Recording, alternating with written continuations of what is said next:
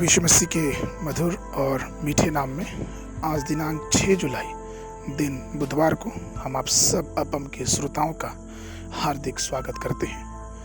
आज के दिन के लिए जो वचन है वो लिया गया है पहला राजा की पुस्तक उसका 17 अध्याय उसका पहला पद। वचन इस प्रकार से कहता है, इस्राएल का परमेश्वर यहोवा जिसके सन्मुख में उपस्थित रहता हूँ, उसके जीवन की शपथ इन वर्षों में बिना कहे न तो मेघ बरसेगा और ना ओस पड़ेगी। प्रभु मेरे प्रिय लोगों, अपना परिचय देना इससे बड़ा कोई तरीका नहीं हो सकता है। परमेश्वर यहोवा जिसके सन्मुख में उपस्थित रहता हूँ। एलिय्याह ने क्या ही अपना परिचय दिया। जो व्यक्ति हमेशा ही यहोवा के सामने खड़ा रहता है वो राजाओं के सामने खड़े होने से कभी नहीं डर सकता। मैं ऐसी घटना पर विचार करता हूँ जो एलिय्याह के जीवन में घटी। एलिय्याह को प्रतिदिन तड़के उठना होता होगा, जंगल में एक विशेष स्थान पर जाके परमेश्वर की स्तुति, परमेश्वर की आराधना करनी पड़ती होगी। वो अपने दोनों हाथों को उठा के परमेश्वर यहोवा के लिए गीत गाता होगा। तभी तो वो यह राजा के सामने कह पाया कि मैं वो हूँ जो परमेश्वर के सामने, परमेश्वर के सन्मुख खड़ा रहता हूँ। आप राजाओं के राजा और प्रभु के रूप में विराजमान परमेश्वर, सर्वशक्तिशाली ईश्वर और स्वर्ग और पृथ्वी के बनाने वाले परमेश्वर के सामने जब आप खड़े होते हैं तो उसकी महिमा और उसकी पराक्रम के आगे कोई टिकने वाला नहीं है। हमारा परमेश्वर महान है, शक्तिमान है, वैभव में रहने वाला और सब वरदानों से भरा हुआ है। इसलिए तो हम देखते हैं कि जब एलिय्याह वैसे परमेश्वर के सन्मुख दिन रात खड़ा रहता था और जब उस दुनिया के राजा के सामने गया तो उसने कह दिया कि मैं जिसके सामने खड़ा रहता हूँ वो ये कहता है कि जब तक मैं नहीं कहूँगा तब तक बारिश नहीं होगी और यहाँ तक कि ओस नहीं पड़ेगी।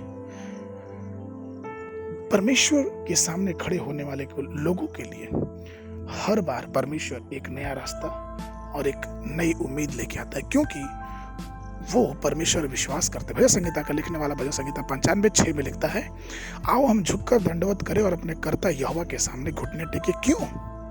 क्यों टेके? क्योंकि जब हम यहोवा हमारे आगे रहता है तो हमें किसी भी चीज़ की परेशानी और किसी भी चीज़ की लड़ाई लड़ने की ज़रूरत नहीं है, क्योंकि वो यहोवा है जो आगे आगे चल के हमारे मार्ग को तैयार करता है। वो सेनाओं का यहोवा है, वो दुनिया का मालिक है। इसलिए तो हमें संसार में किसी भी चीज़ से डरने की ज़रूरत नहीं है।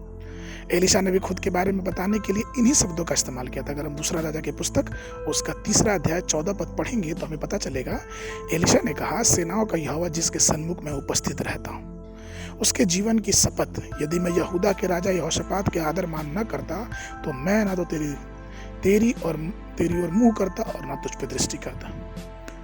कितना अनोखी बात है कि एक मनुष्य ये गवाही दे सकता है कि मैं उस यहोवा के सन्मुख खड़ा रहता हूँ। आपको मालूम है लूका रचित सुसमाचार 1:19 पद में ये बात स्वर्गदूत ने कहा। जिब्राइल स्वर्गदूत जब मरियम से मिलने आया तो उसने कहा, स्वर्गदूत ने उसे उत्तर दिया कि मैं जिब्राइल हूँ जो परमेश्वर के सामने खड़ा रहता है। एलिय्याह के लिए कितनी गौरवशाली बात है कि वो अपने जीवन में परमेश्वर के सामने खड़े रहने के लिए तत्पर रहते थे। आज के दिन मैं आप सबको याद दिलाना चाहता हूँ कि हम जिस ईश्वर की आराधना करते हैं वो ईश्वर साधारण ईश्वर नहीं है।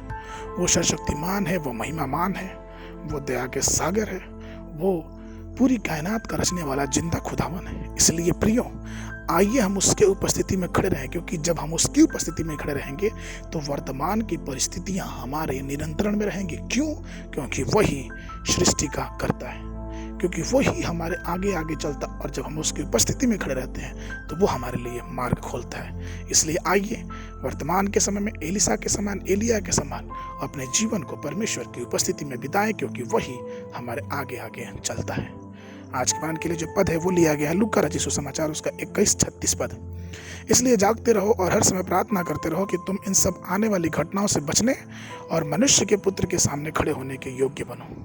बाइबल अध्ययन के लिए सुबह के समय अय्यूब की पुस्तक उसका 32 और 33 अध्याय, संध्या के समय पीड़ितों के काम उसका 14 अध्याय। परमेश्वर आप सबको आशीष देवे।